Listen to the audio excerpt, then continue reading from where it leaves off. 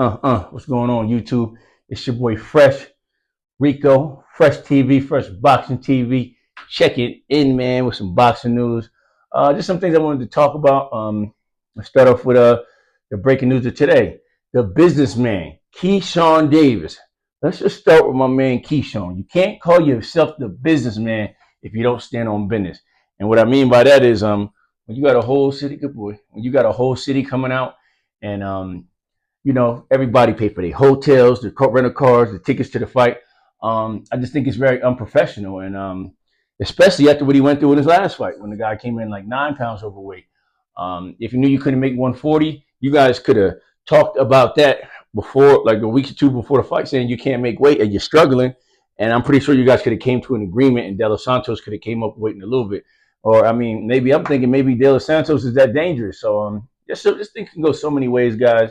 And you know what I mean? It can go so many ways, but the proof was in the pudding, because he was talking about fighting Abdullah Mason, knowing damn well he wasn't fighting Abdullah Mason, because he said it himself he was going to go up to 140. So it's just an all-around disappointment for Virginia and the city he's from, Norfolk, or however you say it. And he messed up his bag, y'all, because listen to this. All the money he probably invested in the drummers again, like he was going to do last time, and all that stuff. I mean, dude, no payday now. I'm pretty sure everybody still got to get paid. So it's unfortunate, but shout out to Abdullah Mason for taking over the main event. And he said something on YouTube that he said you got to be ready for moments like this. You know what I mean? And I definitely understand what he's saying, where he's coming from. I think he's ready for the moment, even though it was unexpected. He's next up. You know what I'm saying? So that's just what it is, y'all. And it's just unfortunate for boxing, because I was definitely ready and looking forward to that fight, y'all. So I ain't gonna put too much energy into it. We all know what's up. He ain't fighting now. Fight's canceled, and that's on him, y'all. So we move forward. Abdullah Mason's up next tomorrow. I'll definitely be watching the fight, so I'll do a recap of something. And let's move on to the next task at hand. So the next task at hand, y'all. Devin Haney, man. Rico's a little nervous, man. He's just getting used to the camera, y'all. Y'all know what it is. So like I said, don't worry about that. We in the building, but it's still Duckin.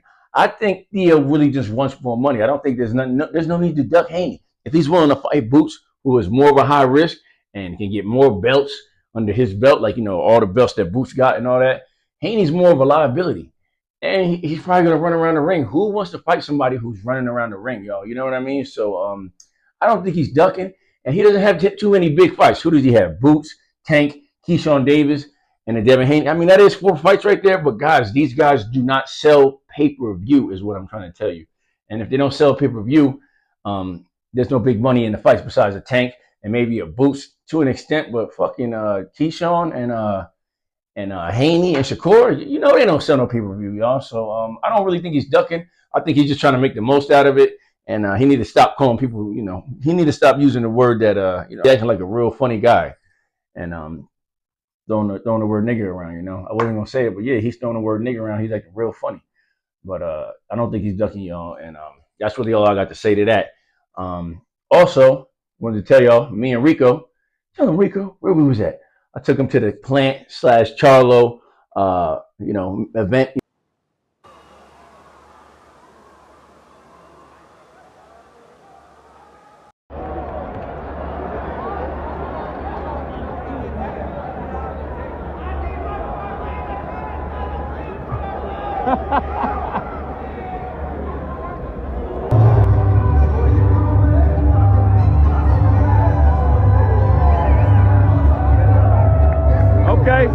Okay.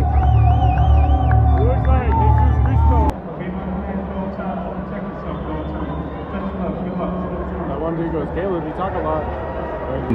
Charlo did his thing. I was very disappointed, and I didn't post nothing about it. I posted a short about it, but I didn't really talk about it too much because I was disappointed. I really like Caleb Plant, and I feel like he laid an egg. But hey, some days you have off nights, man. And always most respect and shout out to Caleb. He's a great boxer and a great person at that.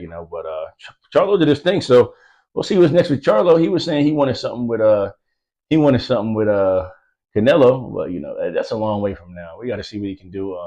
See if we can get an opponent now, because there was definitely a perfect setup with Plant and Charlo.